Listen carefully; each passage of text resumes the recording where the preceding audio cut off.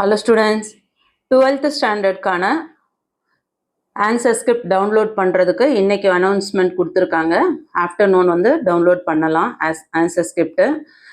Scan copy வந்து நீங்கள் apply பண்ணியிருப்பீங்க இல்லையா? ஸோ அப்ளை பண்ணவங்க மட்டும் இன்றைக்கி வந்து டவுன்லோட் பண்ணி பார்க்க முடியும். 10th-க்கும் 11th-க்கும் இன்னும் அனௌன்ஸ்மெண்ட்டு வரல. ஸோ அது சொல்ல முடியாது, நாளைக்கே கூட வரலாம், இல்லை நாளை மறுநாள் கூட வரலாம். ஸோ 1 or 2 டேஸில் கண்டிப்பாக வந்து 10th and 11th-க்குமே வந்து ஸ்கேன் காப்பி எப்போ டவுன்லோட் பண்ணணும்னு அனௌன்ஸ்மெண்ட் கொடுத்துருவாங்க. இன்றைக்கி டவுன்லோட் பண்ண முடியும் 12th ஸ்டாண்டர்டுக்கு. டவுன்லோட் பண்ண உடனே ரீவேல்யூஷனுக்கும் ரீடோட்டலிங்க்கும் அப்ளை பண்ணணும்னு நினைக்கிறவங்க dge.tn.gov.in இந்த வெப்சைட்குள்ளே வந்துட்டிங்கன்னா இங்கே நோட்டிஃபிகேஷன் இருக்கும் இல்லையா? ஸோ நோட்டிஃபிகேஷன் நீங்கள் ப்ரெஸ் பண்ண உடனே பார்த்தீங்கன்னா உங்களுக்கு ஒரு பேஜ் ஓப்பன் ஆகும்.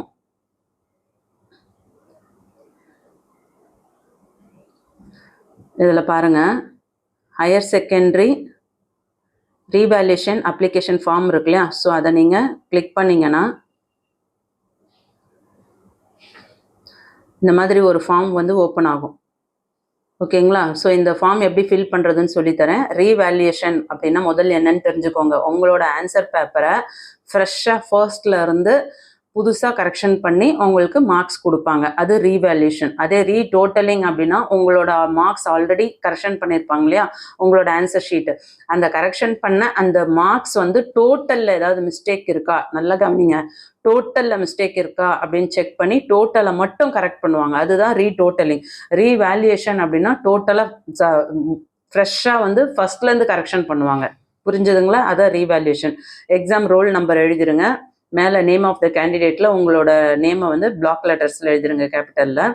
அடுத்து லாங்குவேஜ் இங்கிலீஷ்னு கொடுத்துட்டு அதர் 4 சப்ஜெக்ட் கொடுத்துருக்காங்க. நீங்கள் வந்து காமர்ஸ் ஸ்டூடெண்ட்ஸாக இருந்தாலும் சயின்ஸ் ஸ்டூடெண்ட்ஸாக இருந்தாலும் நீங்கள் எந்த சப்ஜெக்டை வந்து ரீவேல்யூஷன் கொடுக்க போகிறீங்களோ, லாங்குவேஜ் இருந்தால் லாங்குவேஜ் பக்கத்தில் புட் இந்த ரெலவெண்ட் பாக்ஸ்ன்னு கொடுத்துருக்காங்களா, அங்கே டிக் பண்ணுங்கள். இல்லை நான் வந்து லாங்குவேஜ் கொடுக்கல, என்னோட மெயின் சப்ஜெக்ட் 4மே கொடுக்க போகிறேன்னா அந்த மெயின் சப்ஜெக்டில் 1 2 3 4 கொடுத்துருக்காங்க பாருங்கள். அதில் ஃபஸ்ட்டு 1, செகண்ட் 1, தேர்ட் 1, ஃபோர்த் 1, எந்த சப்ஜெக்டும் நீங்கள் வந்து ஒரே ஒரு சப்ஜெக்ட் தான் கொடுக்குறீங்க அப்படின்னாக்கா நீங்கள் first number question number 1 question number video நிறைய போட்டு கொஸ்டின் நம்பர் 1 வருது. பார்ட் 3rd சப்ஜெக்ட் இருக்கு இல்லையா, அந்த இடத்துல வந்து காமர்ஸ்னு அந்த நம்பர் 1ல் வந்து சப்ஜெக்ட் நேமை டைப் பண்ணிவிடுங்க, எழுதிடுங்க.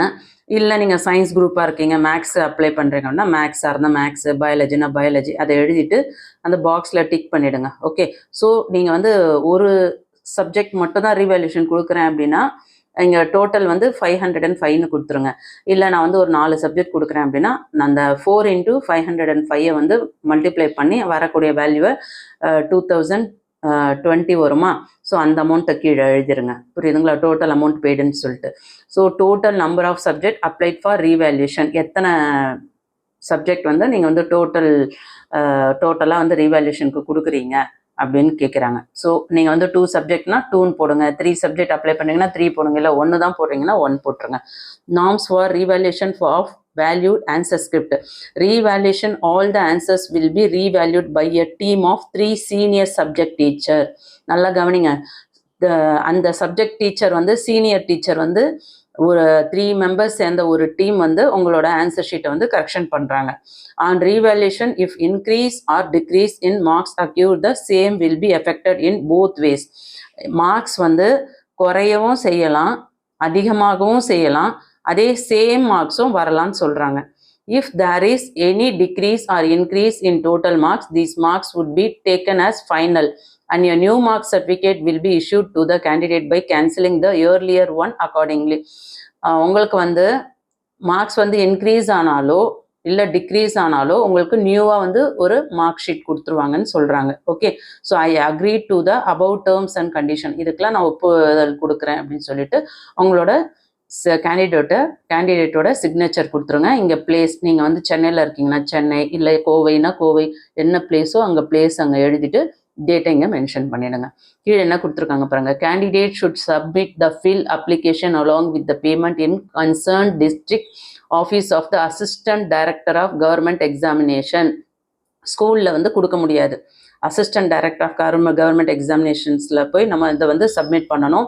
என்ன டேட்னா 5லேருந்து 7க்குள்ளே, அதாவது 5, 6, 7 இந்த 3 நாளில் நீங்கள் கொடுக்கலாம். புரிஞ்சுதுங்களா? ஸோ இன்னைக்கு டேட் பார்த்தீங்கன்னா உங்களுக்கு 4 இல்லையா? ஸோ நாளைக்கு நாளை மறுநாள் நாளைக்கு என்ன தேர்ஸ்டேவா? தேர்ஸ்டே, ஃப்ரைடே, சாட்டர்டே இந்த 3 டேஸ் உங்களுக்கு டைம் கொடுத்துருக்காங்க. இந்த 3 டேஸ்க்குள்ளே ரீவேல்யூஷனுக்கு அப்ளை பண்ணுறவங்க அப்ளை பண்ணிடலாம். 12th ஸ்டாண்டர்ட் ரீடோட்டலுக்கான அப்ளிகேஷன் ஃபார்ம் கொடுத்துருக்காங்க பாருங்கள். அதை நீங்கள் கிளிக் பண்ணிங்கன்னா உங்களுக்கு இந்த மாதிரியான ஒரு பிடிஎஃப் ஓப்பன் ஆகும். ஸோ இந்த பிடிஎஃபை எப்படி ஃபில் பண்ணணும்னு சொல்லிடுறேன். உங்களோட நேம் மேலே எழுதிடுங்க, எக்ஸாம் ரோல் நம்பர் எழுதிடுங்க. லெஃப்ட்டில் பார்த்தீங்கன்னா உங்களுக்கு லாங்குவேஜஸ் கொடுத்துருக்காங்க. நீங்கள் எந்த சப்ஜெக்ட் வந்து ரீடோட்டலிங்க்கு அப்ளை பண்ண போகிறீங்களோ அந்த ரீடோட்டலிங் பாக்ஸ்க்குன்னு கொடுத்துருக்காங்க இல்லையா, புட் டிக் இன் த ரிலவெண்ட் பாக்ஸ்ன்னு, அதுக்கு ஸ்ட்ரெயிட்டாக வந்து டிக் பண்ணிவிடுங்க. அதுக்கான அமௌண்ட் என்னவோ அங்கே அமௌண்ட்டை மென்ஷன் பண்ணிவிடுங்க. சரிங்களா? ஸோ ஒரு சப்ஜெக்ட்னா ஒரு சப்ஜெக்ட், இல்லை இங்கிலீஷ் அப்ளை பண்ணுறீங்க, கூட மேஜர் சப்ஜெக்டில் வந்து 2-3 சப்ஜெக்ட் அப்ளை பண்ணுறீங்கன்னா அந்த நம்பர் கொடுத்துருக்காங்க பாரு 1 2 3 4ன்னு, அந்த இடத்துக்கு நேராக நம்பருக்கு நேராக நீங்கள் மெயின் சப்ஜெக்டை எழுதிட்டு அதுக்கப்புறம் அந்த பாக்ஸ்க்கு நேராக டிக் பண்ணிவிட்டு ஃபவுண்ட் அமௌண்ட்டையும் மென்ஷன் பண்ணிவிடுங்க. அடுத்து found difference of marks between answer script and provisional mark sheet. இது பாக்ஸ்லாம் ஃபில் பண்ணுறதுக்கு முன்னாடி கீழே உங்களுக்கு வந்து இன்ஸ்ட்ரக்ஷன் கொடுத்துருக்காங்க. ஸோ அதை நான் படித்து காட்டி எக்ஸ்பிளைன் பண்ணதுக்கப்புறம் நீங்கள் வந்து அந்த பாக்ஸை வந்து எப்படி ஃபில் பண்ணணும்னு சொல்கிறேன். The following discrepancies along with be take in retotaling. இதில் வந்து என்ன சொல்கிறாங்க அப்படின்னு பார்த்தீங்கன்னா, மறு கூட்டலில் அதாவது ரீடோட்டலிங்கில் கீழே கொடுத்துருக்க இந்த மாதிரியான பாயிண்ட்ஸுக்கு மட்டும்தான் கணக்கில் எடுத்துப்பாங்க, ரீடோட்டலிங்கில் அக்செப்ட் பண்ணுவாங்க. என்னென்ன கீழே கொடுத்துருக்காங்களோ இந்த 5 கண்டிஷனுக்கு மட்டும்தான் உங்களுக்கு மார்க்ஸ் கொடுப்பாங்கன்னு சொல்கிறாங்க. என்னென்னு பாருங்கள். டோட்டல் மிஸ்டேக் இன் மார்க்ஸ், அதாவது உங்களோட மார்க்ஸ் வந்து டோட்டலாக வந்து மிஸ்டேக் ஆகிருக்கு. உங்களோட மார்க்ஸே வந்து இப்போ ஃபார் எக்ஸாம்பிள் நீங்கள் வந்து மேக்ஸில் வந்து 17 உங்களோட மார்க் ஷீட்டில் இருக்குது, ஆனால் உங்களோட ஆன்சர் ஸ்கிரிப்டில் வந்து 80 இருக்குது அப்படின்னா அப்போ டோட்டலாக உங்களோட மார்க்ஸ் மிஸ்டேக் ஆகிருக்கு அப்படின்னும்போது அந்த ஒரு ரூல்ஸுக்கு நீங்கள் ரீடோட்டலிங் அப்ளை பண்ணலாம். Answer are valued but marks not awarded, அதாவது உங்களோட ஆன்சரை வந்து கரெக்ட் பண்ணிவிட்டு ஆனால் அதுக்கு வந்து மார்க்ஸ் கொடுக்காம விட்டுருப்பாங்க இல்லையா, ஸோ அந்த ஒரு ரீசனுக்காகவும். தேர்ட் பாயிண்ட் பாருங்க, marks awarded but not posted in the front page. Marks கொடுத்துட்டாங்க ஆனால் ஃப்ரண்ட் பேஜில் வந்து அதை வந்து நோட் பண்ணாமல் விட்டுட்டாங்க. அந்த பாக்ஸ் இருக்கும் இல்லையா, மார்க்ஸை வந்து என்ட்ரி பண்ணுறதுக்குன்னு ஃப்ரண்ட் பேஜில் ஒரு பாக்ஸ் இருக்கும் இல்லையா, பாக்ஸாக கொடுத்துருப்பாங்க பாருங்க ஆன்சர் ஷீட்டில். அந்த ஃப்ரண்ட் பேஜில் அந்த மார்க்ஸ் என்ட்ரி பண்ணுற இடத்துல மென்ஷன் பண்ணாமல் விட்டுருந்தாலோ, அதுக்கு அடுத்த point 4th one, unvalued answer, நீங்கள் ஆன்சர் எழுதி அதை வந்து கரெக்ஷன் பண்ணாமல் விட்டுருந்தாலோ. அடுத்து 5th ஒன், difference of marks between answer script and provisional mark sheet.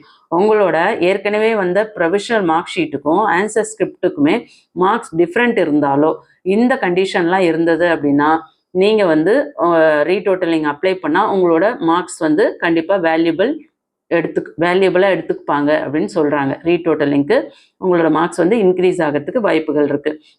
அடுத்து பாருங்கள், norms for retotalling the valued answer script. மதிப்பிடப்பட்ட விடைத்தாள்களை மீண்டும் கணக்கிடுவதற்கான விதிமுறைகள், என்னென்ன கண்டிஷனில் எப்படி உங்களுக்கு மார்க்ஸ் கொடுக்குறாங்கன்னு சொல்கிறாங்க. ஓகேவா? First one, in retotaling the marks already awarded will be retotalled question wise and page wise. ரீடோட்டலில் ஏற்கனவே வழங்கப்பட்ட மதிப்பெண்களை வினாவாரியாகவும் பக்கவாரியாகவும் மீண்டும் கணக்கிடுவாங்களாம். நல்லா புரிஞ்சுக்கோங்க, வினாவாரின்னு ஒவ்வொரு கொஸ்டினாகவும் செக் பண்ணுவாங்களாம், அதே மாதிரி ஒவ்வொரு பேஜ் வைஸும் செக் பண்ணுவாங்களாம் ரீடோட்டலில். ஓகே. அடுத்த second one, unvalued answer will be considered for awarding of marks. மதிப்பிடப்படாத பதிலுக்கு மதிப்பெண்கள் வழங்கப்படும். இப்போ ஒரு ஆன்சர் நீங்கள் எழுதியிருக்கீங்க, அதுக்கு வந்து கரெக்ஷன் பண்ணியிருக்காங்க, ஆனால் அதுக்கு வந்து மார்க்ஸே கொடுக்கல, ஸோ அந்த இடத்துல உங்களுக்கு மார்க்ஸ் கொடுக்குறாங்க. அடுத்தது third one, if the candidate claims for awarding more marks for any answer is her request will not be considered. அதாவது எந்த ஒரு பதிலுக்கும் வந்து நீங்கள் வந்து ஆல்ரெடி வந்து ஒரு 4 மார்க்ஸ் கொடுத்துருக்காங்க ஒரு கொஷின்ஸ்க்கு அப்படின்னு வச்சுக்கோங்க, நீங்கள் வந்து இன்னும் வந்து அதுக்கு எக்ஸ்ட்ரா வந்து 1/2 மார்க்கோ இல்லை 1 மார்க்கோ நீங்கள் கேட்குறீங்க அப்படின்னா அதிக மதிப்பெண் வழங்கணும் அப்படின்னு ரெக்வஸ்ட் பண்ணால் அது கேர்ள்ஸாக இருந்தாலும் பாய்ஸாக இருந்தாலும் யாராக இருந்தாலும் எக்ஸ்ட்ரா மார்க்ஸ்லாம் கொடுக்க மாட்டாங்க. நீங்கள் என்ன எழுதியிருக்கீங்களோ அதுக்கேற்ற மார்க்ஸ் தான் கொடுப்பாங்கன்னு சொல்கிறாங்க. If there is any increase of marks, a new marks certificate will be issued to the candidate by cancelling the earlier one accordingly.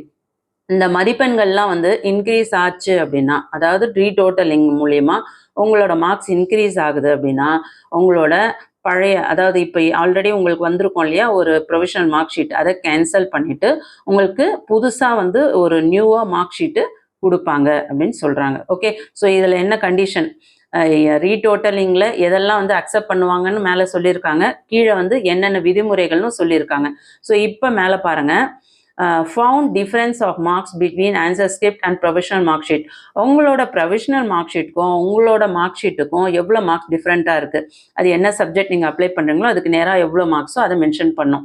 அடுத்து total mistakes in marks found in the front page. Front பேஜில் வந்து total marks mistakes இருக்கா அப்படின்னா அந்த இடத்துல என்ன பண்ணுவோம், put tick இன் த relevant box. அந்த பாக்ஸில் வந்து ஆமாம் என்னோட ஃப்ரண்ட் பேஜில் வந்து டோட்டல் மிஸ்டேக் இருக்குன்னா அங்கே டிக் பண்ணணும்.